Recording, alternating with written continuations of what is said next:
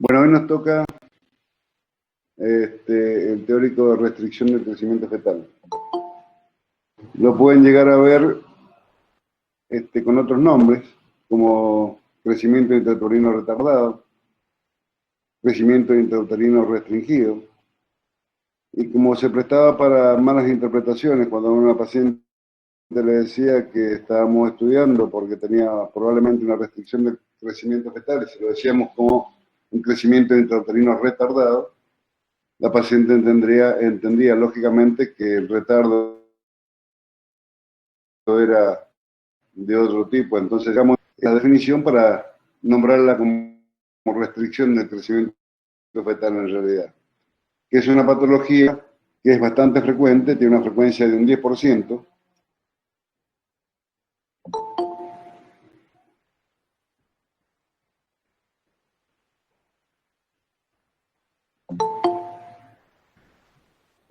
Entran los chicos a ver.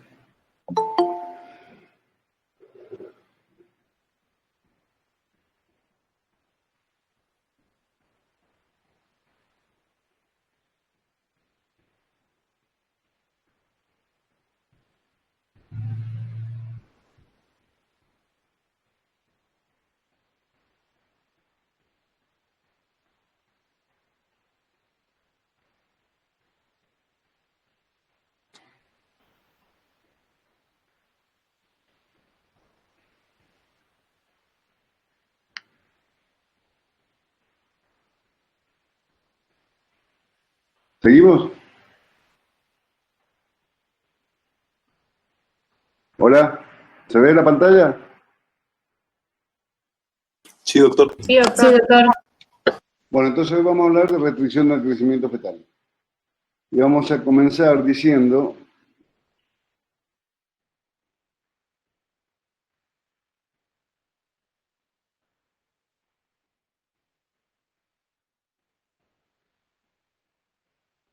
que vamos a tratar de desarrollar en esta clase, ver de qué se trata en cuanto a la definición, ver cómo lo podemos clasificar, tratar de determinar cuáles son las causas, cómo hacemos el diagnóstico de una restricción del crecimiento fetal, cómo es el seguimiento una vez que tenemos el diagnóstico hecho, y por último, cuál es el mejor tratamiento para ese tipo de pacientes.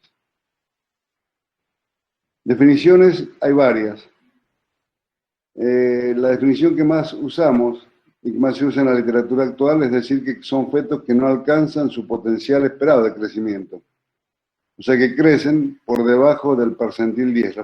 Los percentiles de crecimiento van desde el 5 hasta el 90, y de acuerdo al lugar en donde se encuentra el crecimiento, uno dice que se encuentra en el percentil 50 cuando es normal, por encima del percentil 50 cuando uno sospecha que un feto tiene un crecimiento mayor que lo habitual, o por debajo del percentil 50 cuando está creciendo por debajo de los parámetros normales a los que uno espera para ese feto.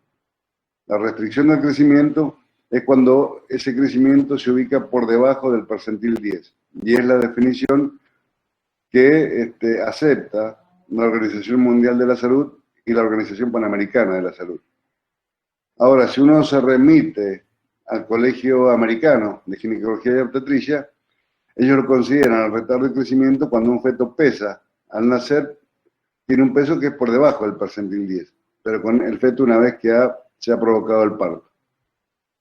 Como dijimos al principio, la incidencia es de aproximadamente un 10%, o sea que es una incidencia que es relativamente alta en el porcentaje de la cantidad de embarazos. Y acá tenemos que ubicarnos en tres tipos de fetos, que es lo que nosotros llamamos pequeños. La cifra del inicio son fetos pequeños para la edad gestacional. Y dentro de ese gran grupo de fetos que son pequeños, que son flacos, que son delgados, que tienen un peso por debajo del percentil 50, nos encontramos tres subdivisiones, porque un feto puede estar creciendo por debajo del percentil 10, pero es un feto que constitucionalmente es pequeño. Si uno ve a los padres, generalmente sus padres no van a ser de gran estatura. Esos fetos que crecen por debajo del percentil 10, que es la mayoría de los fetos, porque tienen un 60% en su frecuencia del total del 100% de las restricciones, Este va a ser un feto que constitucionalmente va a ser chico, pero que va a estar sano, no va a tener ninguna patología. Distinto es los otros fetos, que también son pequeños, pero que tienen una patología, tienen una causa, y esa causa está en el mal funcionamiento de la placenta. Esos fetos, por insuficiencia placentaria, son los verdaderos restricciones del crecimiento intrauterino. Acuérdense cuando nosotros vimos embarazo múltiple, que habían dos tipos de restricciones. Una que era el del feto transfusor transfundido, que era una restricción de uno de ellos discordante con el otro, y la restricción del crecimiento intrauterino selectivo, que era cuando habían diferentes masas placentarias. ¿Se acuerdan? Entonces, cuando uno habla de que un feto tiene una restricción de un crecimiento intrauterino, está hablando de que ese feto es patológico, que ese feto está haciendo esa restricción por una insuficiencia placentaria. Y después están los fetos pequeños, que por una cosa ajena, o una condición, una causa ajena a la placenta, desarrollan un menor peso que uno espera. Y son aquellos fetos en donde están influyendo las infecciones fetales, los síndromes genéticos, los que tienen alguna cromosomopatía o alguna malformación congénita, o los que están expuestos habitualmente a tóxicos externos. O sea que nosotros nos tenemos que ubicar que un feto puede ser pequeño, pero puede estar sano. Puede ser pequeño, pero es patológico porque tiene una insuficiencia placentaria. O puede ser pequeño, pero porque hay una causa externa, ya sea una infección o una malformación, o algo que ese feto no crezca dentro de los parámetros normales. Esto lo tenemos que tener siempre en claro cuando uno habla de que estamos ante un feto que está creciendo por debajo del percentil 50. Porque las conductas, evidentemente, y los seguimientos van a ser totalmente distintos, porque uno está normal y es flaco porque es sano, y el otro es flaco porque está enfermo. Para poder discernir ese tipo de cosas es el objetivo de esta clase. ¿Y por qué es importante? Es importante primero por lo que dijimos anteriormente, porque hay fetos que son pequeños pero son sanos. Y los que son enfermos, los patológicos, los que son causados por una insuficiencia placentaria, tienen una importancia sanitaria realmente importante. Tienen 5 veces más probabilidades de morir durante el periodo neonatal, ya sea al fin del embarazo o en los primeros días de nacido. Tienen 4 veces más probabilidades de morir durante el periodo postnatal, en los primeros 40 días. Y a su vez casi 5 veces más de probabilidades de morir durante su primer año de vida. Son esos fetos que nacieron, que estuvieron en una incubadora y que por ahí tienen una muerte súbita en la cuna. Estos fetos lo más probable es que hayan tenido alguna insuficiencia placentaria en algún momento del embarazo de esa madre. Dicho de otra manera, ¿qué relevancia tiene en salud pública en lo que a nosotros le llamamos mortalidad perinatal? El 50% de las muertes ocurren en el pretérmino, antes de llegar al final, y un 20% del término. Y la mortalidad perinatal en sí se calcula cuando el percentil es menor a 10. La tasa de mortalidad cuando es menor a 10 aumenta 80 veces, y cuando es menor a 5 aumenta 20 veces. O sea que es importante que nosotros podamos diagnosticarlo. El feto durante el trabajo de parto, generalmente el retardo de crecimiento hacen alteración de su frecuencia cardíaca, hacen bradicardias que son sostenidas y que nos están indicando que es un sufrimiento fetal agudo el que está presentando ese feto. También aumenta la morbilidad neonatal. Son fetos que habitualmente tienen asfixia, tienen depresión neonatal, son fetos que hay que estimularlos, hacerle RCP, porque son fetos que están en acidosis, pueden presentar convulsiones, apnea, o sea, una serie de patologías que hacen que ese feto, que venía con una restricción, no soporta el trabajo de parto, hace una depresión neonatal importante, una depresión respiratoria, son fetos que generalmente entran a unidades de terapia intensiva neonatal. Y si uno lo mira a largo plazo, supongamos que todo el parto se llevó dentro de los parámetros normales, tuvo una bradicardia fetal, tuvieron que reanimarlo, quedó en terapia intensiva un par de días, también uno tiene que seguirlo en el transcurso del tiempo y hacen enfermedades del adulto, ¿sí? Hacen enfermedades metabólicas, hacen síndromes hipertensivos, enfermedades cardiovasculares, hacen enfermedades cerebrovasculares también. Eso hay una teoría que es la teoría de Barker, en que dice que esas enfermedades del adulto tienen origen embrionario. Y es así el título. Se llaman enfermedades del adulto que tienen origen a nivel de su gestación.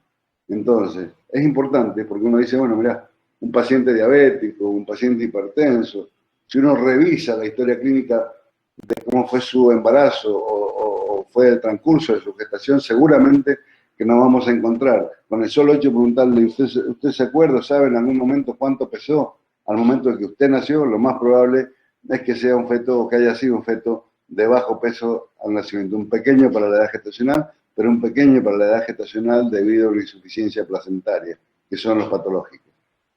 Y todos estos fetos complican, lógicamente, durante toda la gestación, son más proclives a tener abortos, ya dijimos, asfixia prenatal, muerte en el momento del trabajo de parto.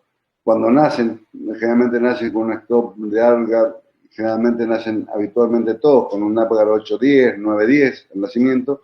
Estos son fetos que nacen con Apgar realmente bajo. El neonatólogo le va a poner de entrada un 3-5, un 4-6, porque son chicos que les cuesta incluso mantener su respiración, por eso es que tienen que tener respiración mecánica asistida.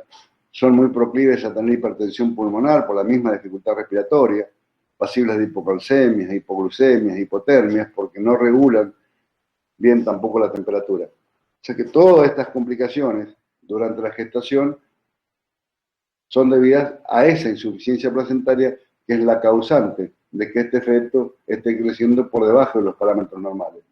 Durante el trabajo de parto, casi en un 50%, se altera la frecuencia cardíaca fetal con desaceleraciones que pueden ser variables o sostenidas. Y esto hace que estos fetos que van a un trabajo de parto, cuando hace una bradicardia fetal, el obstetra decida hacer una operación cesárea. O sea que la cesárea en esta patología es más frecuente que lo habitual. Y si nosotros los tuviéramos que clasificar a estos fetos con la restricción del crecimiento, hay varias clasificaciones, que después a lo largo del tiempo fueron cambiando. Primero la llamábamos tipo 1 y tipo 2, de acuerdo a si la anoxia afectaba el embarazo en etapas tempranas, en las primeras semanas de gestación, o tardías cuando ocurrían después de las 20 semanas. En el tipo 1, como afecta desde el principio, lo que disminuye es la cantidad de células, y cuando es crónica o cuando es de tipo 2, que actúa en etapas más avanzadas del embarazo, disminuye el tamaño de las células. Eso hace que el feto sea simétrico o asimétrico. Simétrico porque en el tipo 1, que actúa desde el principio, la cantidad de células va a ser siempre las mismas, va a ser menor, pero se va a mantener durante todo el embarazo con menor cantidad de células, por eso es simétrico. Simétrico se refiere a que su cabeza va a ser chica, su tórax va a ser inferior, su abdomen va a ser inferior y el fémur va a ser inferior. O sea que es simétricamente chico. En cambio, el de tipo 2, como la anoxia actúa en etapas tardías, lo más probable es que su polo cefálico sea normal, el abdomen, fundamentalmente el abdomen, es el que va a disminuir en su circunferencia y el fémur, lógicamente, va a ser normal. Y después lo clasificábamos de acuerdo a qué percentil se ubicaba su crecimiento. Y lo clasificamos en leve, moderado y severo, de acuerdo a qué percentil de crecimiento ocupaba. Si estaba entre el 5 y el 10, era leve; si era entre el 2 y el 5 era moderado, y por debajo del percentil 2 o percentil 3 era una restricción severa. Esto lo dejamos de usar hace un tiempo. También decíamos, el tipo 1 se inicia precozmente, el tipo 2 en forma tardía. La etiología, la causa, en el tipo 1 era fetal y en el tipo 2 era placentaria. La frecuencia, lógicamente, era mayor en el tipo 2 que en el 1. Y acá están los parámetros que yo les decía. Cuando uno habla de un crecimiento o una restricción del crecimiento fetal de tipo simétrico, todos los parámetros biométricos, que es lo que uno mide en una ecografía, el abdomen, el cráneo y el fémur, van a estar disminuidos todos de la misma manera. O sea que va a ser simétricamente proporcional, todos sus sectores o sus partes. Distinto es el tipo 2, en donde el abdomen va a estar disminuido y lo más probable es que el cráneo y el fémur sean normal. Por eso es que le llamamos asimétrico. Entonces, para evitar todo este tipo de clasificaciones que no mostraban, evidentemente, no nos ayudaban a tomar algunas decisiones. Entonces dejamos de usar estas clasificaciones. Por ejemplo, había estudios que comparaban los efectos del simétrico con el asimétrico, pero no demostraban diferencias en cuanto a la etiología. Entonces comenzamos a usar la clasificación que hoy se usa actualmente. Cuando ustedes le preguntan, bueno, ¿cómo se clasifica la restricción del crecimiento fetal se clasifica en precoz y en tardío. Y no tomamos más la semana 20 o 24 como parámetro para decir antes de las 24 es precoz, después de las 24 es tardío. Tomamos como límite de corte para hablar de precoz o tardío las 34 semanas. Y esto ya vamos a ver en el transcurso de la charla, nos ayudó a tomar decisiones, a hacer un seguimiento distinto, a controlar ese embarazo en donde yo ya tengo el diagnóstico, yo ya le puse el rótulo de restricción del crecimiento fetal, ¿sí? De acuerdo a la semana en que hago el diagnóstico, recién ahí lo voy a clasificar en precoz y tardío. Y si lo clasificamos de esta manera y lo dividimos a las 34 semanas, vamos a ver, y esto es importante, el que se hace menos de las 34 semanas tiene una incidencia relativamente baja. Ustedes me preguntan por qué tiene una incidencia baja. Porque si la restricción es muy severa al principio de la gestación, en las primeras semanas, ya sea por alguna infección o por alguna cromosomopatía, hay muchos de estos embarazos que solo se detienen y que solamente se produce el aborto o la interrupción del embarazo espontáneamente en las primeras semanas de gestación. Por eso es que tiene una incidencia baja. En cambio, en las 34 semanas, cuando ya la diagnosticamos después de las 34 semanas, la incidencia, lógicamente, es más elevada. El grado de insuficiencia placentaria en el precoz es altísimo. En cambio, en el de las 34 semanas, esa insuficiencia placentaria es baja, porque la está haciendo casi al final del embarazo y nosotros tenemos grandes chances de poder diagnosticarla. La hipoxia es franca en el precoz, y el feto hace una gran adaptación cardiovascular, porque desde su inicio ya apareció con una menor cantidad de células, entonces esa hipoxia que generó desde un principio hace que tenga ese feto una adaptación cardiovascular importante, que hace que no se descompense. En cambio, en el tardío, esa hipoxia es sutil, como se produce casi al final, no alcanza a adaptarse su sistema cardiovascular a esa insuficiencia placentaria que es la causante de esa restricción. Si uno habla de cómo toleran la hipoxia, si es de menos de 34 semanas, habitualmente la tolerancia es alta, la toleran bien. En cambio, es muy baja cuando es después de las 34 semanas, porque justamente no hizo esa adaptación cardiovascular, entonces, lógicamente que la tolerancia va a ser menor. Los resultados perinatales, si hablamos de resultados perinatales propiamente dicho, van a ser malos o muy malos en la precoz y de menor proporción en cuanto a efectos adversos va a tener la restricción después de las 34 semanas. En cuanto al diagnóstico, yo les diría que si es menos de 34 semanas es fácil, porque hay signos de crecimiento en cuanto a las biometrías hechas por ecografía, es relativamente fácil. En cambio, en la tardía, ya el diagnóstico se hace más difícil, porque hay signos que son más sutiles, y la secuencia de esa restricción de crecimiento no es tan constante, sino que tiene varias variaciones y tenemos que diferenciarlo de los tres que nombramos al principio. En cuanto al manejo, relativamente el manejo es muy parecido.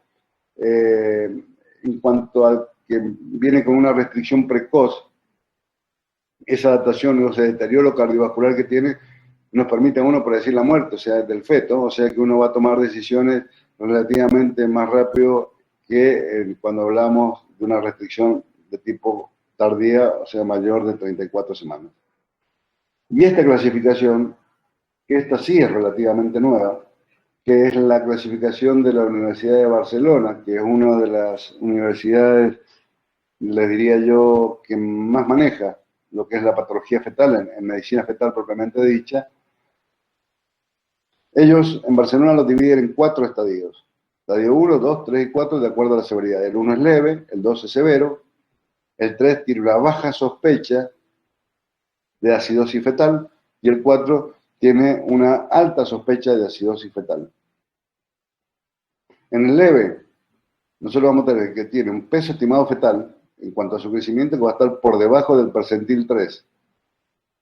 Al segundo parámetro no le prestan mucha atención, sí a los 3 que siguen. La arteria uterina, el índice de pulsatividad va a estar por debajo del percentil 95, el índice de pulsatividad de la arteria cerebral media va a estar por debajo del percentil 5 y las arterias uterinas van a tener un percentil también por debajo del percentil 95. ¿Cómo controlamos a estos fetos cuando yo hago el diagnóstico de una restricción de crecimiento leve según la Escuela de Barcelona? Hago un control semanal y sé que a ese feto lo voy a terminar a las 37 semanas. Cuando esa restricción pasa a ser de grado 2, en donde ya la rótulo de severa, voy a tener dos características que son fundamentales para hacer el diagnóstico, que son, la arteria uterina lo que va a hacer, va a perder su flujo de fin de diástole. Ahí en la sigla que ustedes ven, arteria umbilical, quiere decir ausencia de flujo de fin de diástole. O puede tener esa misma arteria umbilical un flujo reverso que lo vamos a ver enseguida. Los controles en el estadio 2 es 2 por semana. Y la edad de finalización del embarazo son las 34 semanas. En el estadio 3, en donde ya es más severa, pero todavía con baja sospecha de que el feto esté en acidosis, acá lo que me fija, lo que me manda el Doppler es que la arteria cerebral media comenzó a dilatarse. Comenzó a redistribuir su sangre. ¿Por qué? Porque el feto prioriza órganos fundamentales para su supervivencia. El cerebro por un lado y el corazón por el otro. Por eso es que se dilata para redistribuir su sangre a los órganos vitales.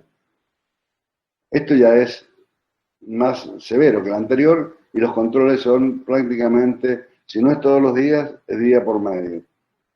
Y se termina el embarazo apenas llegamos a las 30 semanas. Y en el último grado, que sería el grado 4, en donde ya el feto tiene una acidosis fetal casi comprobada, lo que me indica la finalización del embarazo es fundamentalmente el ductus venoso. Todos estos índices de los que estamos hablando, yo doy por entendido que Bertolo ya se los dijo cuando dio la clase de Doppler y de ecografía, si no los vamos a volver a repasar ahora. Y la finalización del embarazo es prácticamente en el momento que se hace el diagnóstico.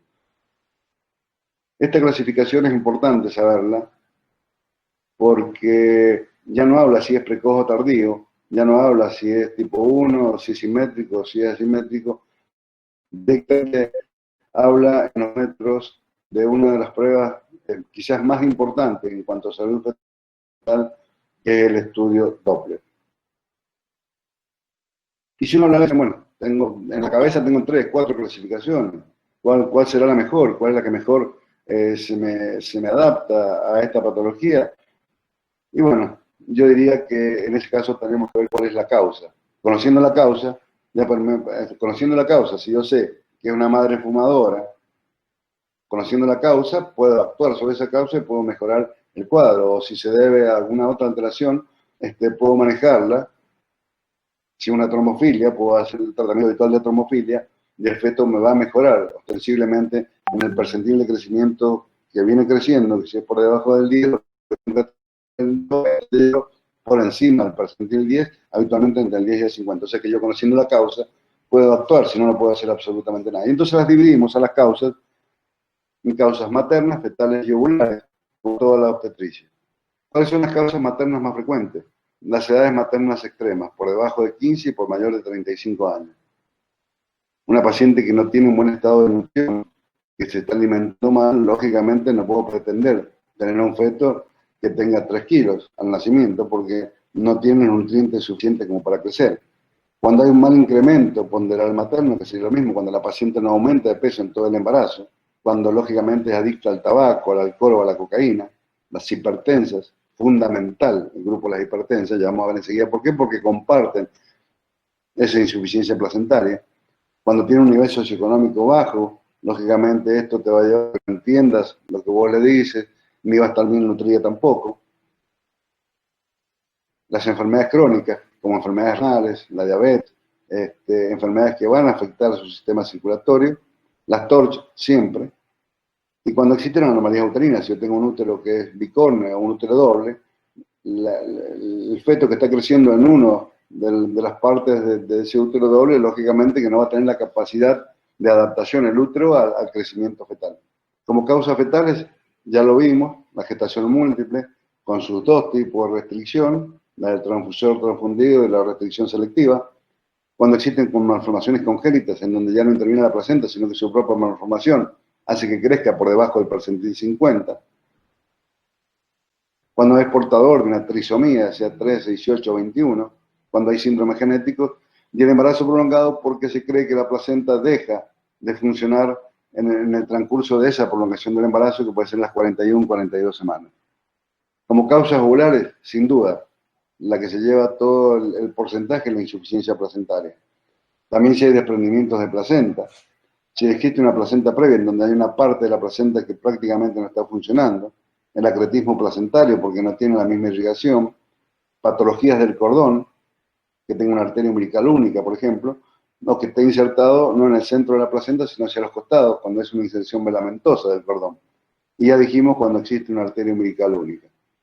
De todas estas causas, todas son importantes.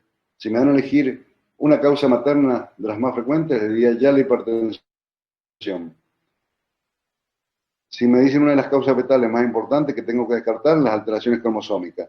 Y de las causas ovulares, fundamentalmente la insuficiencia placentaria. Y para llegar a estas causas, la paciente tiene que tener, lógicamente, antecedentes o factores de riesgo para que yo la pueda rotular o prestarle mayor atención a esa paciente. Si me dice, por ejemplo, que ha tenido un parto prematuro anterior, que ha tenido un feto de bajo peso al nacimiento o se murió en el nacimiento su hijo, todos estos son factores de riesgo. Cuando hay factores genéticos, si la paciente tiene alguna infección, alguna enfermedad crónica como las trombofilias, si la paciente es hipertensa, de acuerdo al rango de edad que se encuentra, yo sé que las edades extremas son más factibles de tener este tipo de patología. Cuando existe un periodo intergenésico corto, esto también es importante, las pacientes que se embarazan a los 2 o 3 meses después de un parto, o sea que prácticamente hay pacientes que tienen un parto en el mismo año, ese periodo intergenésico entre una gestación y el otro, si es muy, muy corto, también es un factor de riesgo para desarrollar una restricción del crecimiento. Ya nombramos las malformaciones uterinas, lo que se ha tenido abortos, me está hablando de una mala presentación, se ha tenido embarazos múltiples, y algunos otros factores que pueden influir en el crecimiento de estos fetos. Sabiendo estos factores de riesgo, sabiendo cuáles son las probables causas, lo más importante que yo voy a hacer dentro de la obstetricia es prevenir. Y dentro de cuando uno habla de prevención, tenemos una prevención primaria, una prevención secundaria y una prevención terciaria. ¿De qué se trata? Y esto pasa en todas las enfermedades, ya sea en obstetricia o en clínica médica. Porque si yo sé las causas y sé los factores de riesgo, puedo hacer acciones, primero, para evitar que se desarrolle la enfermedad. Segundo, si la enfermedad, esa sería la prevención primaria, evitar que ocurra. Pero si la enfermedad no tengo más remedio y la diagnostico, viene la prevención secundaria. ¿Qué quiere decir? Que tengo que hacer el diagnóstico precoz y tengo que tomar una conducta y un tratamiento lo antes posible. Y la terciaria, ya cuando la enfermedad se instaló y la patología se hizo franca, tengo que saber dónde lo voy a derivar y que tengo que derivarlo, bueno, en el caso nuestro, una maternidad de alta complejidad. Entonces, ¿cómo hago la prevención primaria? Enseñándole a la paciente cómo son los hábitos saludables, enseñándole cuál es la dieta mejor, de no consumir sustancias tóxicas, si fuma, suprimir el tabaquismo. Si tiene una enfermedad crónica, ya sea una diabetes, ya sea una hipertensión, controlar esa patología. Si es obesa, también llevarla dentro de los parámetros normales, o si es una diabética y tiene que requerir insulina, lógicamente, que es el tratamiento ideal. Entonces, yo conociendo todo esto, es lo más importante que yo puedo hacer cuando estoy frente a una paciente. Hacer una prevención primaria, evitar que la enfermedad se desarrolle directamente, evitar que aparezca. Si apareció, empiezo a actuar sobre la enfermedad, de hacer diagnóstico temprano y hacer un tratamiento temprano. Y si ya la enfermedad sobrepasó los límites porque la paciente vino tarde a la consulta, saber que es una paciente de alto riesgo y que la tengo que derivar a un centro de alta complejidad. Pasamos ahora a hablar un poquito de cómo vamos a hacer el diagnóstico. Ya sabemos cuál es la definición, ya sabemos cuál es la clasificación, ya sabemos que existen factores de riesgo y que existen factores causales de la enfermedad. Ahora nos vamos a centrar a ver cómo hacemos el diagnóstico. Primero hacemos un diagnóstico de sospecha. Si la paciente tiene factores de riesgo, siempre lo tengo que tener en mente.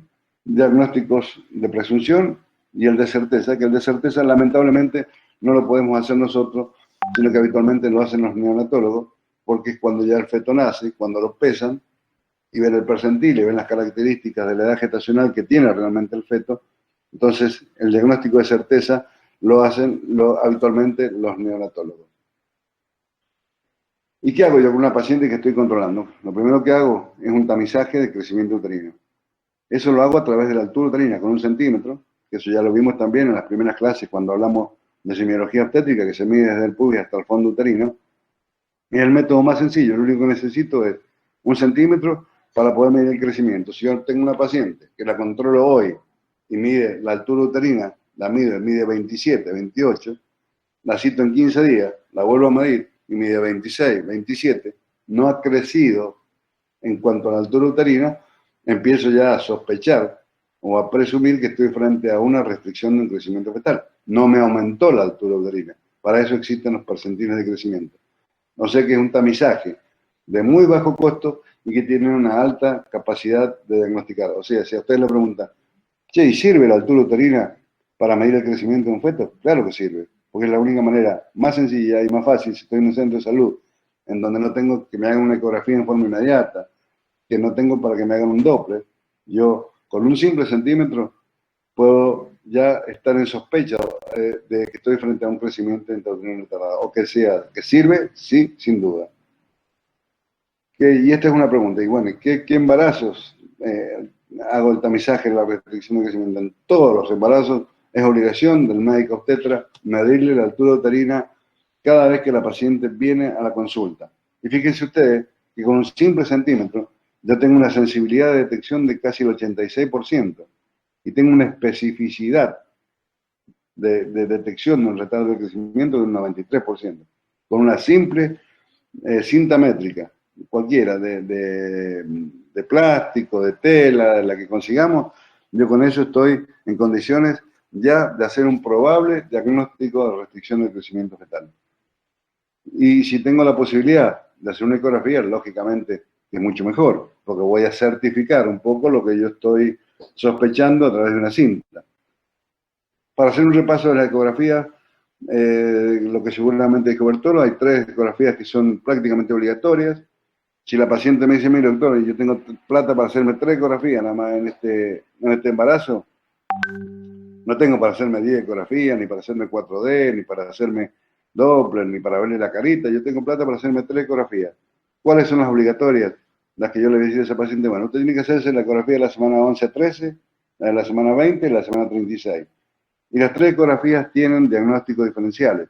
Yo tengo que saber por qué pido una ecografía, para qué la pido, no para decirle a la paciente, mira, hagamos una ecografía porque vamos a ver si es varón o nena. No, cada ecografía tiene su diagnóstico específico y para eso la tengo que pedir, no pedirla por pedirla. Entonces, yo sé que a las 11 a las 13 semanas, lo que me va a decir esa ecografía me va a confirmar la edad gestacional, si está de acuerdo con la fecha de su última menstruación, le tengo que ver el hueso nasal, le tengo que ver la translucencia nucal, cuánto mide, acuérdense que el límite era no más de 3, verle el ductus venoso, que es importante, que es un marcador también de malformaciones, verle el Doppler de la arteria uterina y, lógicamente, la longitud cráneo-caudal.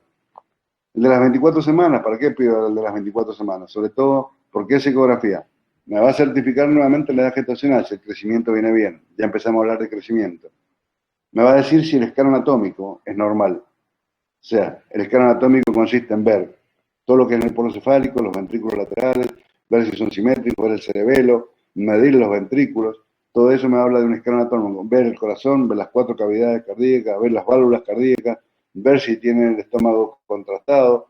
Toda la anatomía la veo habitualmente en esa ecografía de las 20 a las 24 semanas. Compruebo el crecimiento, sigo pidiendo el Doppler de la arteria uterina y sigo midiendo lo que es la longitud del feto.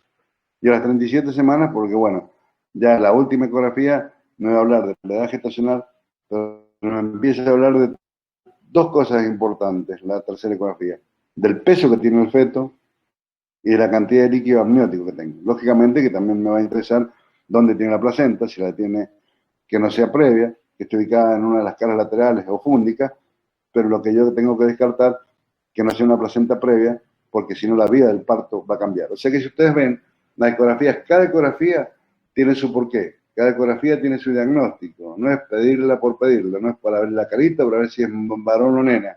Cada ecografía tiene un montón de parámetros que son los que a mí me interesan saber. A mí no me interesa saber si es en varón o nena, a mí me interesa saber si el crecimiento está bien, si la anatomía está bien, si su estómago está contrastado, si su vejiga está contrastada. Al final tengo que ver si el líquido amniótico es normal, dónde está la placenta, qué peso fetal tiene en ese momento y cuánto va Yo calculando que el feto crece 150 gramos por semana habitualmente, cuando me dicen en la ecografía que pesa 3 kilos y me falta un mes, por ejemplo, voy a saber que ese feto va a pesar 3 kilos 600, por ejemplo. Entonces, para eso son las ecografías. Yo tengo que saber que la pido y para qué la pido. Entonces, si uno pregunta en la ecografía a las pacientes que tienen factores de riesgo, de todos los que nombramos, ¿sirve para diagnosticar una restricción del crecimiento uterino? Totalmente de acuerdo, es un método que es insoslayable en el diagnóstico de restricción del crecimiento. Y si uno dijera, bueno, ¿qué parámetro es el que yo más le voy a prestar atención? A la cabeza. Ya dijimos al principio. La circunferencia abdominal es la que mejor mide el crecimiento. ¿Vieron ustedes si tenemos un paciente obeso, qué es lo que primero le vemos? En la panza. Si ese paciente obeso va a un instituto de adelgazamiento, lo primero que le van a medir van a ser los rollos, van a ser la panza. En el feto, que para nosotros es una persona como cualquiera de nosotros, lo primero que vamos a hacer va a ser medir la circunferencia abdominal, porque es la más confiable en cuanto no solo al tamaño, sino en cuanto al peso estimado fetal. Y fíjense ustedes qué importante es que no tiene casi falsos negativos. Si a mí el perímetro abdominal me da normal en una ecografía, yo me quedo tranquilo, porque ese feto es casi imposible que sea una restricción del crecimiento. Cuando el ecografista me informa que la circunferencia abdominal es normal y que está dentro de los parámetros de crecimiento normal, yo me quedo tranquilo porque casi que lo descarto en absoluto que ese feto tenga una restricción de un crecimiento. Y si digo, bueno, tengo que hacer diagnóstico diferencial, el ecografista me informó que la circunferencia abdominal es menor. ¿Qué puedo pensar? Señora, ¿usted está segura que la fecha de su última menstruación es esa? Que no se haya equivocado. Tengo que pensar en el principio que vimos, que puede ser una circunferencia abdominal, pero que el feto sea absolutamente sano, que sea pequeño, pero constitucionalmente pequeño, no porque tenga una patología, o que sea realmente un feto que tenga una restricción del crecimiento intrauterino por la insuficiencia placentaria. Esos diagnósticos diferenciales que me pueden llegar a mí a preguntar, a ver, bueno, usted tiene una circunferencia abdominal menor que lo normal, ¿usted está seguro que es una restricción? Y no. ¿Y por qué no? Y pues se puede haber equivocado la paciente en cuanto a la fecha de su última menstruación. ¿Qué más? Y puede ser un feto flaco, pero que esté normal, que esté sano, o que sea realmente una restricción del crecimiento fetal o que tenga alguna malformación, lógicamente. Entonces, si uno tiene que valorar ese diagnóstico que me está dando el ecografista, tengo que ver el peso estimado fetal en qué percentil se encuentra, si está por debajo del percentil 10. Si la circunferencia abdominal está por debajo del percentil 5. Si la relación que existe entre la circunferencia cefálica y la abdominal se encuentra por debajo del percentil 10. O que la relación del fémur y el abdomen sea mayor a 23,5. Yo tengo que tener en mente, y esto es importante, que la circunferencia abdominal crece o aumenta alrededor de 11 milímetros en 14 días. ¿Para qué me sirve esto?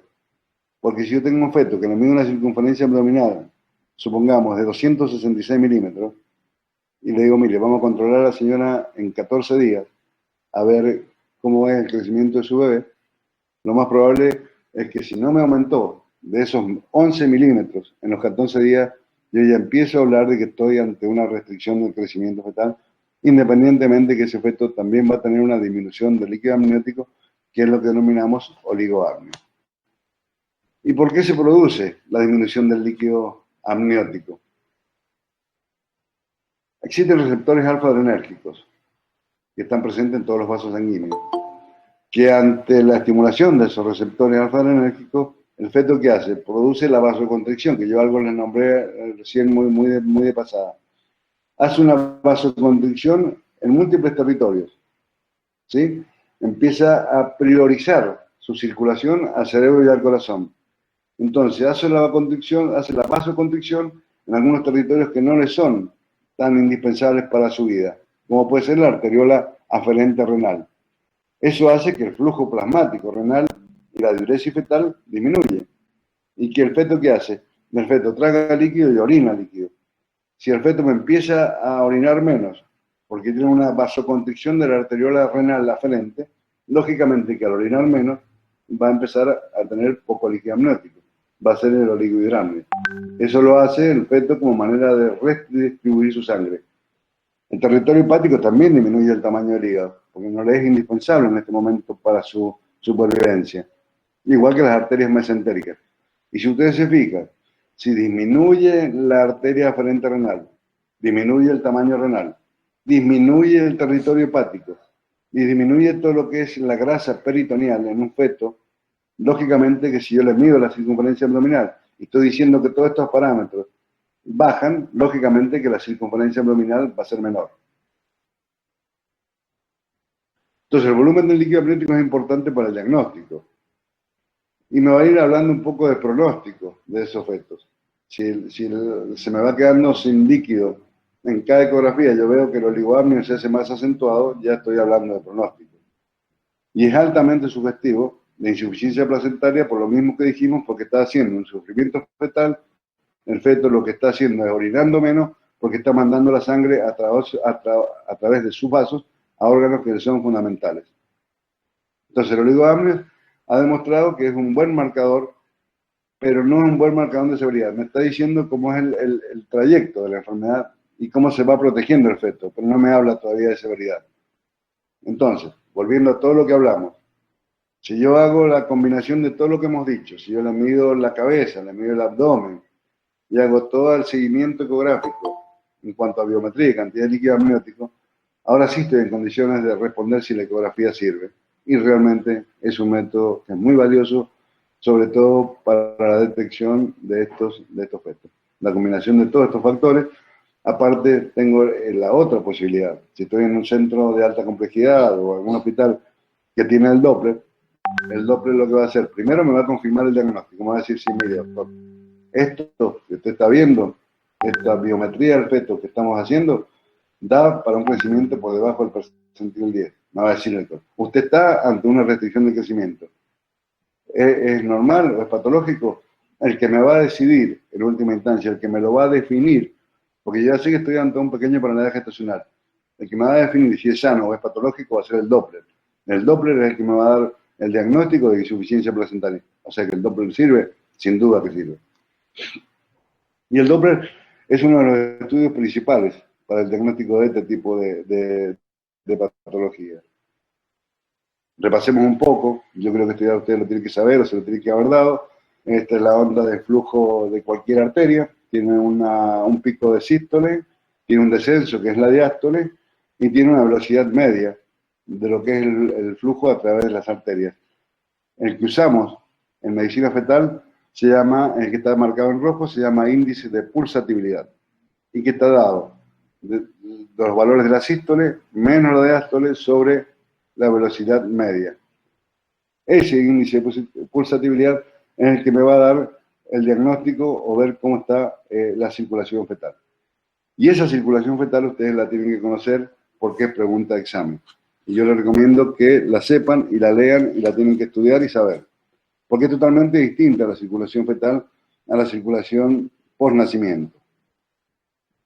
En primer lugar, la sangre oxigenada de la placenta es transportada.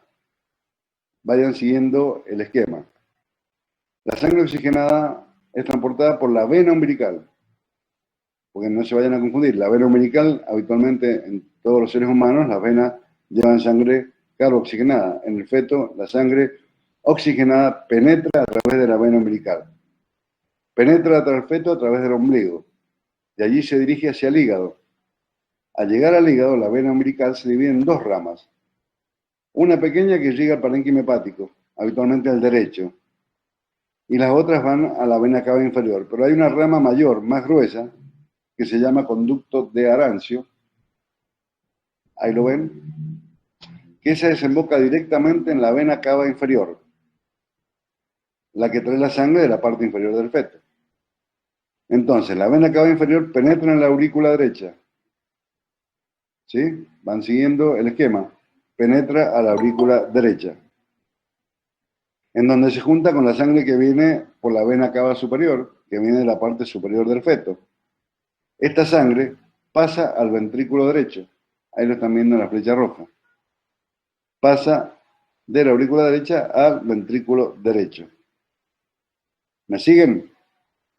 Pero eso pasa a través de la válvula tricuspidea, pero la mayor parte de esa sangre pasa de la aurícula izquierda a la aurícula, de la aurícula derecha a la aurícula izquierda, a través del agujero de Bottal. De allí pasa al ventrículo izquierdo por la válvula mitral. En la sístole, lógicamente, pasa a través de la válvula aórtica a la arteria aórtica y de ahí se distribuye por el resto del cuerpo. Pasa por el resto del cuerpo, se transforma en las arterias hipogástricas o ilíacas internas y dan origen a las arterias umbilicales que se convierten en arterias umbilicales una vez que pasan a través del ombligo y allí se transforman en arterias umbilicales. O sea que la arteria umbilical, una cosa importante es que provienen de las arterias hipogástricas o ilíacas internas. Y para que a ustedes les quede claro que esto es una maña, cuando yo hablo de arteria umbilical y hablo del Doppler de la arteria umbilical, ¿qué es lo que me está marcando el Doppler de la arteria umbilical? No me está marcando la sangre que viene del feto, me está marcando la resistencia que va a encontrar esas arterias a nivel de la placenta para hacer el intercambio. Y que una parte de sangre que quedó en la aurícula, en el ventrículo derecho. ¿Qué pasa con esa sangre? Esa sangre que quedó en el ventrículo derecho de la sístole también pasa sangre a través de la arteria pulmonar, que un tercio de esa parte irriga los pulmones, pero los 2/3 pasan a través del conducto de Arancio, allá arriba, que es el conducto arterioso, pasa directamente a la aorta para iniciar el descenso de la sangre. O sea que si uno tuviera que decir cuántos shunt arteriovenosos tiene la circulación fetal, tiene 4. Uno a nivel de la placenta, uno a través del hígado, uno a través de la válvula tricuspide, de aurícula a aurícula, y el conducto arterioso que va de la arteria pulmonar a la arteria aorta. Eso sería la circulación fetal. Si yo no sé esto, o por lo menos lo básico de esta circulación fetal, es muy difícil que vaya a entender el Doppler. Ni por qué lo voy a pedir siquiera. Porque yo pido el Doppler arteria umbilical y si ustedes hagan la prueba de decirle a cualquier médico, bueno, y la arteria umbilical, ¿qué me marca? Y me marca que el feto está en hipoxia. No, pero ¿qué es lo que me está marcando? La mayoría no se lo va a contestar, les puedo asegurar. Lo que está marcando la arteria umbilical es que la resistencia que hay en la placenta puede ser normal o patológica. A mayor resistencia, lógicamente, que va a ir alterando la circulación del Doppler. ¿Y para qué me sirve el Doppler? Porque, como dijimos al principio, nosotros dijimos que sí, que nos servía. Porque nos permite decidir primero cuál es el momento de la finalización. Permite diferenciar, lógicamente, y que esto es importante, diferenciar qué paciente o qué feto tiene una restricción y qué feto es un pequeño paladar gestacional pero está sano. Y permite adelantarse a que ese feto se vaya a alterar en sus pruebas clásicas, como puede ser un monitoreo fetal. Pero lo más importante, yo les diría, que los que hacemos medicina fetal, es poder diferenciar una restricción del crecimiento, sea de un feto pequeño patológico, de un pequeño y sano. Porque si yo hago mal el diagnóstico, seguramente que voy a terminar un embarazo antes de tiempo, y si es sano, va a decir, si lo hubiera dejado, hubiera sido mejor, porque el feto está habitualmente sano. No, lo he terminado mal al embarazo. Me apuré en el diagnóstico, porque uno tiene que poner en la balanza, bueno, ¿es una restricción o es un pequeño pero está sano? Porque de acuerdo a eso, el embarazo va a continuar o no. Y si yo lo interrumpo antes de tiempo porque creo que una restricción y es un feto sano, eso estaríamos ya actuando de mala manera.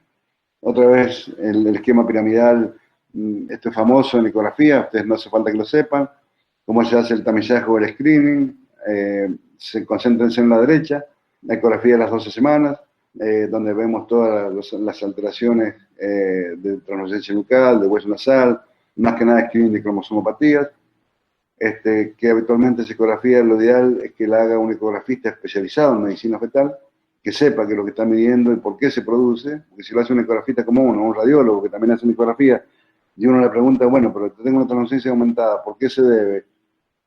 Y bueno, está aumentada porque es un Down. No, puede ser que no sea un Down, puede ser que tenga un edema y no sea ninguna malformación, o sea que la ecografía esa de las 12 semanas, igual que la de las 20, las 37, lo ideal es que sean esas 3 ecografías hechas por médicos que hayan hecho el curso o el fellow en medicina fetal, porque ellos saben lo que están buscando y a qué se produce y por qué se produce y a qué semana se produce. Esto ya lo dijimos, la ecografía de las 12 es importante porque me da la edad gestacional, el riesgo de trisomía, me mide la translucencia, me mide el hueso nasal, me mide el ducto venoso, el reflujo tricuspidio, y sí es importante el Doppler de las arterias uterinas. porque ese Doppler de las arterias uterinas es común a 3 o 4 patologías. El Doppler de las arterias uterinas me está marcando si la placenta se está insertando bien o si está haciendo una buena placentación. Si esa placentación es insuficiente, esa placentación no es la ideal, yo le puedo decir a esa paciente o informarle al médico, cuide a su paciente porque esa paciente puede al final del embarazo tener una preeclampsia, tener una restricción del crecimiento intrauterino, tener un parto pretérmino o tener un desprendimiento prematuro de placenta no inserta. Eso se lo puedo decir yo con la ecografía esa de las 12 semanas, donde ya el Doppler me va a estar indicando que las arterias uterinas son patológicas. Y esa predicción que tengo para hacer preeclampsia, retardo, parto pretérmino, desprendimiento de placenta, fíjense ustedes que tiene un porcentaje altísimo de falsos, bajísimo de falsos negativos y muy poco falsos positivos. Hago un diagnóstico de casi un 90% solamente con la medición del Doppler de las arterias uterinas. O sea que es importante. ¿Y por qué se altera la arteria uterina? Acá tenemos en el esquema superior cómo se tiene una arteria uterina en una embarazada o antes del embarazo, en donde la arteria uterina tiene un circuito de alta resistencia y por eso aparece la sístole, la diástole y aparece esto que me está marcando resistencia que se llama Notch.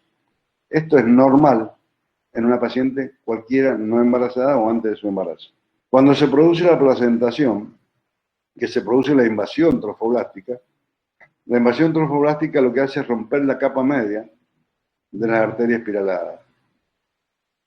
Al romper la capa media de las arterias espiraladas, lógicamente que me va a dilatar esas arterias espiraladas. Entonces, si yo hago una ecografía de las 6 a 10 semanas, 12, y me aparece el Notch, yo estoy diciendo que tengo una alta resistencia, pero que es normal al principio de la gestación. Si me informan esto, no me preocupo. Pero si ya llego a las 16 semanas y me aparece esto, ahí ya sé que es patológico, porque no se produjo una buena rotura de la capa media de las arterias espiraladas. ¿Qué sería lo normal? Que al romperse la capa media de las arterias espiraladas, ese circuito que dijimos que era de alta resistencia puede ser de alta capacidad y baja la resistencia, entonces sí aparece una diástole mucho más adecuada a la gestación, que esto es lo que ocurre en las gestaciones después de las 16 semanas. Si esto me lo informan antes de las 12, me quedo tranquilo. Si esto me lo informan ya con un embarazo de 16, 18 semanas, ya estoy diciendo que esa paciente puede tener un retardo, puede tener una preeclampsia, puede tener un parto pretérmino. Por eso es la gran importancia de que en esa ecografía de las 12 semanas no solo me mida el hueso nasal, sino que también me mida lo que es el Doppler de la arteria uterina. ¿Cómo sería una arteria uterina normal? Un pico sistólico normal y una diástole, un flujo diastólico habitualmente amplio, que me está hablando que la arteria uterina tiene un circuito que no ha aumentado en su resistencia. Si me aparece esto, que se llama Notch, yo estoy diciendo que esa arteria uterina es patológica y que está ante un circuito de alta resistencia. Acá se ve como lo vemos en Doppler, se ve el cruce de la arteria ilíaca y por encima de la arteria ilíaca aparece la arteria uterina. Ahí es donde nosotros tenemos que poner el cursor para asegurarnos de que estamos en la arteria uterina. Si uno ve el flujo de la arteria ilíaca es mucho más picuda. En cambio, en la arteria uterina aparece el flujo diastólico y el flujo sistólico y la diástole habitualmente homogénea y pareja. Esta es patológica, acá vemos otra vez la ilíaca y el cruce de la arteria uterina. Este sería una arteria uterina derecha. Aparece la presencia de este Notch, que está hablando de que estamos ante una arteria uterina patológica. Y la otra arteria que también se altera es la arteria umbilical. Y se altera cuando pierde el flujo diastólico. Todo esto nos van a hablar de que el feto está redistribuyendo mal. Si volvemos a la circulación placentaria, entonces acá vamos a ver que si aumenta la resistencia a nivel de placenta, recuerden siempre lo que les dije recién, lo que estoy evaluando cuando veo arteria umbilical es la parte distal del órgano que está irrigando. En este caso, la arteria umbilical, la parte distal de la placenta. O sea que ¿dónde va a estar aumentada la resistencia? Va a estar aumentada a nivel de la placenta. Al estar aumentada, disminuye la velocidad del flujo de la arteria umbilical hacia la placenta. Se encuentra una resistencia y empieza a enlentecerse. Y es ahí cuando pierde el flujo diastólico. Se va enlenteciendo. Es como que la sangre no avanza y se queda estancada. la sangre prácticamente no circula, entonces ¿qué hace? En el Doppler lo que voy a ver es que empieza a disminuir el flujo diastólico. Y si esa resistencia es aún mayor, no solo que no avanza, sino que es que no solo avanza, sino que se vuelve para atrás. Y acá yo siempre les doy un ejemplo para que lo entiendan. Supongamos que nosotros estamos regando el jardín, y yo doblo la manguera. Eso me va a actuar como placenta. La sangre ya no va a salir donde yo estoy regando. Es más, si lo tengo más ajustado y lo doblo, la sangre no solo no va a salir, el agua no solo va a salir por la manguera, sino que me va a empezar a salir por el surtidor. O sea que es como que el agua se vuelve y empieza a salir por la vertiente en donde está entrando. En la arteria umbilical pasa exactamente igual. Se choca con la placenta de una alta resistencia, se enlentece el flujo, pierde el flujo diastólico y esa resistencia sigue aumentando, no solo no llega, sino que se vuelve y hace la inversión del flujo y aparece el flujo reverso. Esta es una arteria umbilical normal, en donde existe un flujo sistólico importante y una diástole. ¿Dónde mido la diástole? Desde este punto del vértice hacia la línea de base. Esto me está hablando de que es un flujo diastólico normal. Cuando ese flujo lo pierdo, porque aumenta la resistencia de la placenta, ese flujo disminuye. Si sigue aumentando la presión en la placenta, se pierde totalmente el flujo diastólico. Y si es más fuerte la resistencia, lo que hace es que la sangre no solamente no avanza, sino que se vuelva y aparece el flujo reverso. Cuando esto ocurre, estamos en problema, diría yo. Estamos en presencia de un feto con una hipoxia realmente importante. Vimos la arteria uterina, vimos la arteria umbilical, cómo se alteran las dos, cuando yo le doy importancia a la presencia en la arteria uterina de la presencia de Senoch, que me está marcando resistencia, veo cómo pierdo el flujo diastólico en la arteria umbilical y me queda por estudiar la arteria cerebral media, que es la que nosotros dijimos al principio, que es la que se dilata, o el feto dilata para redistribuir su sangre y priorizar el cerebro y el corazón. Bueno, la arteria cerebral media se dilata para proteger el cerebro. Esto es lógicamente que la arteria cerebral media es al revés de la umbilical. La arteria cerebral media de por sí son arterias, como son pequeñitas, son arterias de alta resistencia. ¿Sí? O sea que tienen muy poco flujo diastólico porque tienen que estar permanentemente luchando con resistencia elevada. Pero cuando el feto empieza a redistribuir, ¿qué es lo que hace? La va a dilatar. La va a dilatar a esta para proteger su cerebro. Al dilatarla, ¿qué va a pasar con el flujo que yo estoy midiendo a través del Doppler? Y va a empezar a aparecer esta dilatación, empieza a aparecer un flujo diastólico. Y esto no quiere decir que el feto está bien. Mirá, se mejoró la circulación del cerebro, mirá qué linda que tiene la arteria cerebral media. Lo que ese que está diciendo, ese me tiene que saber que el feto está así, justamente porque no está recibiendo, está en hipoxia y está redistribuyendo para proteger su cerebro. Esto no es que esté normal, no es que esté bien. Esto ya me está hablando de que el feto está tratando de sobrevivir y de llevar su sangre, que le llegue en hipoxia, que tiene muy poca sangre, hacia sus órganos vitales. Y el otro importante, ya vimos la arteria uterina, vimos la cerebral media y vimos la arteria umbilical. El otro flujo importante en el Doppler es el ducto venoso. El ducto venoso, que lo mido a nivel hepático más o menos, para que ustedes vean, tiene un pico sistólico, tiene un pico diastólico y lo que se llama una contracción atrial. Esta contracción atrial es lo que me va a marcar a mí un sufrimiento fetal. Y esto me está hablando de que ese feto en donde se disminuye la contracción atrial está muy cerca de la muerte fetal. Por eso el ducto venoso es importante. Porque la arteria umbilical me va a decir que me está diciendo que está perdiendo el flujo diastólico. La cerebral media me está diciendo que va a tener una redistribución del flujo, porque la está redistribuyendo. Pero el ducto venoso me está diciendo que ese feto, si no me apuro, se me va a morir en la panza. Ese feto se está muriendo cuando se altera y en la contracción atrial o el flujo diastólico atrial se me hace reverso. Esto para que ustedes sepan más o menos en un esquema cómo se van alterando porque es todo un mismo sistema en donde primero pierde el flujo diastólico de la arteria umbilical, se hace el flujo reverso en la arteria umbilical, el ducto venoso pierde la diástole. Esto es la secuencia de que nosotros no tenemos que dejar que ocurra, que desde que comienza hasta que finaliza, el feto nos va avisando, el Doppler nos va diciendo que las resistencias placentarias están siendo aumentadas. Esto hace que sobrepasen la cavidad izquierda, la sangre vuelve a hacer su cavidad derecha Y esto lleva, lógicamente, a una falla cardíaca global, que esto está muy relacionado con la acidosis fetal y la muerte fetal. Entonces nosotros tenemos que estar conscientes de por qué pedimos el Doppler, cuáles son lo que el Doppler nos está indicando en cuanto a su circulación y su oxigenación, y cuáles son los fetos que están en riesgo de morirse intraútero. Las arterias uterinas, bueno, ya dijimos, y esto vuelve a repetir un poco, esto no hace falta que ustedes lo sepan, porque los índices de positividad son más para los residentes, igual que la arteria umbilical, ya nombramos cuando se altera, la cerebral media, que es un marcador crónico, que me va diciendo que el feto va redistribuyendo, y esto también es importante. Hay un índice que saca todo ecografista que hace medicina fetal, que es el índice cerebroplacentario, que es un parámetro sensible, y muy sensible para detectar un retardo de crecimiento, porque combina las dos arterias, combina la alteración de la arteria con la arteria cerebral media, entonces detecta cambios cuando todavía no se encuentran alterados ninguno de los demás parámetros. Entonces el índice cerebroplacentario es excelente para poder, en cuanto a sensibilidad, para poder detectar un retardo de crecimiento.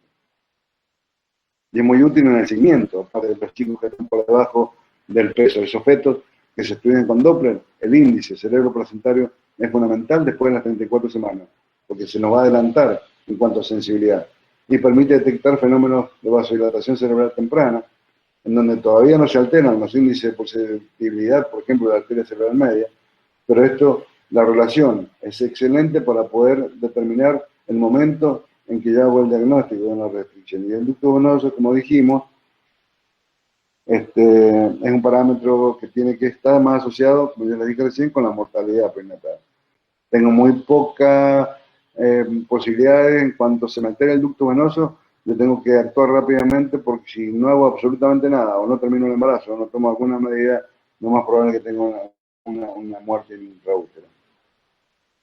Ya dijimos, ya hablamos algo, que cuál es la vía recomendada. Si uno tiene una paciente con una restricción del crecimiento intrauterino, yo ya sé que este feto está con una anoxia crónica, que está con una insuficiencia placentaria importante, que su oxigenación no es la adecuada, entonces no va a tener la capacidad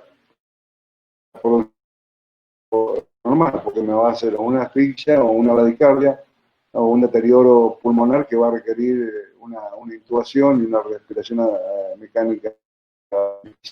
Entonces es más probable que estos fetos, donde ya tengo el diagnóstico de restricción de crecimiento, donde ya tengo las arterias, sobre todo umbilical y cerebral media alteradas con redistribución, lo más importante es que yo decía la vía de terminación por vía abdominal o cesárea. ¿Y qué es lo que uno hace? Ya también algo dijimos, 28 a 33 semanas, el tratamiento es tratar de qué conducta seguimos cuando estamos entre las 28 y las 33 semanas. Si la paciente tiene una patología, la trato. Si veo que la restricción es importante, la anoxia y la acidosis fetal es importante, voy a hacer la maduración pulmonar para poder sacar 4 semanas. Si la conducta estoy en las 34 o las 36 semanas, lo más probable es que madure el pulmón y lo termine. Y si tiene más de 36 semanas y el diagnóstico está hecho y el Doppler está alterado, la indicación es terminar el embarazo por vía abdominal con operación cesárea. Entonces, el diagnóstico de certeza, como también lo dijimos, ¿quién lo va a hacer? El neonatólogo, porque al efectuar el examen ya con el recién nacido, en la mesa del recién nacido, ahí lo va a pesar, lo va a poner en la curva y lo va a percentilar ya con el feto nacido vivo, lo va a poder percentilar mejor que nosotros, que lo estamos haciendo en forma indirecta, a través del centímetro, a través de una biometría fetal o a través de un Doppler. Así que el diagnóstico de certeza habitualmente lo hacen los neonatólogos. ¿Cuáles son los indicadores de salud fetal que yo uso para controlar este tipo de pacientes? El monitoreo fetal, que es el estudio que me relaciona latidos cardiofetales con movimientos. El perfil biofísico, que sería un monitoreo fetal en donde le agrego parte de la ecografía, porque le voy a agregar parte del líquido amniótico. La ecografía con su biometría y sus percentiles de crecimiento normales. Y el que me va a dar el diagnóstico de insuficiencia placentaria, sin duda, va a ser el Doppler a través de la arteria umbilical. ¿Qué puedo hacer yo con la paciente? Si ya dijimos, si fuma, le hacemos abandonar el hábito tabáquico, le hacemos hacer reposo, si tiene infecciones las tratamos. Y después tenemos algunas intervenciones que no tienen todavía digamos, si uno ve, no hay trabajos que me digan que esto es positivo para la paciente. Dar aspirinas, ácido salicílico, aspirina a bajas dosis, oxigenoterapia, óxido nítrico. Hay algunos que usan en algunos centros el sildenafil por la vasodilatación que buscan a nivel del color umbilical, suplemento hormonal, suplemento vitamínico, antioxidantes y a veces inhibidores para que el útero esté más relajado y tenga mayor circulación. Pero de todo esto tienen muy pocas, científicamente no está comprobado. Por ejemplo, se utiliza antes de las 16 semanas, algunos trabajos dicen que la aspirina es buena hasta las 16, 18, 18 semanas, en donde se produce la segunda oleada placentaria. Todo esto busca aumentar la reducción de la preeclampsia, haciendo que la placentación sea mejor, que no sea insuficiente. El reposo, tampoco hay evidencia científica que sea efectivo realmente, pero nosotros a la paciente le damos aspirina, le hacemos hacer reposo, y lo demás está todo en estudio, oxígeno, óxido nítrico, como vasodilatadores, el suplemento hormonal, el mismo sildenafil, pero si uno busca en la literatura o en la Cochrane, no hay todavía trabajos con evidencias científicas que son realmente beneficiosos para este tipo de pacientes. En las enfermedades genéricas, lógicamente que la intervención que podemos hacer nosotros es muy poca, se espera solamente la evolución natural de la enfermedad, y sí tener en cuenta que el tratamiento efectivo mejor en el tratamiento, en una restricción del crecimiento fetal de una paciente con un feto con una insuficiencia placentaria. Yo le llamo paciente porque para mí el feto es un paciente más, que tenga una insuficiencia placentaria severa, es la terminación del embarazo. Ahora tengo que ver cuándo termina el embarazo y cuál es el momento adecuado, justamente por lo que dijimos, para no tener que sacar un feto que estaba con una alteración de crecimiento, pero estaba sano, no sacarlo antes de tiempo porque no se justifica. Entonces, ¿cuándo interrumpir? Si el feto es pequeño, o sea, que tiene una restricción, pero es sano, al término, a las 40 semanas. Si hay una restricción de crecimiento fetal, pero que no está descompensada, también al término. Ahora, ¿cuándo lo termino? Si a mí mi ecografista me informa que no tiene líquido, que hay un obligodomio absoluto, yo me está hablando de que hay insuficiencia placentaria severa. Cuando hay una detección total en la curva de crecimiento, hay una ecografía hoy y a la semana de bote está igual o menos peso, se termina. Cuando se altera el Doppler, cuando se alteran las plásticas y según también la patología materna. La edad gestacional es clave, menos de 28 semanas tengo que sería un prematuro extremo. Si los parámetros me lo permiten, tengo que dilatar la terminación del embarazo lo más que pueda. Y yo les diría que después de las 32, 33 semanas, si el diagnóstico está confirmado, una restricción del crecimiento, si yo tengo grado o tengo una disminución del líquido amniótico, no correría riesgos innecesarios y terminaría el embarazo. ¿Cuál es la vía? Ya dijimos, la cesárea, porque las inducciones fracasadas son las que hacen que esos fetos, que aparte de tener un sufrimiento fetal, le agreguemos nosotros un sufrimiento de una inducción, va a llevar seguramente a una asfixia y un sufrimiento fetal agudo. Muy bien, este sería el teórico de hoy. Doctor,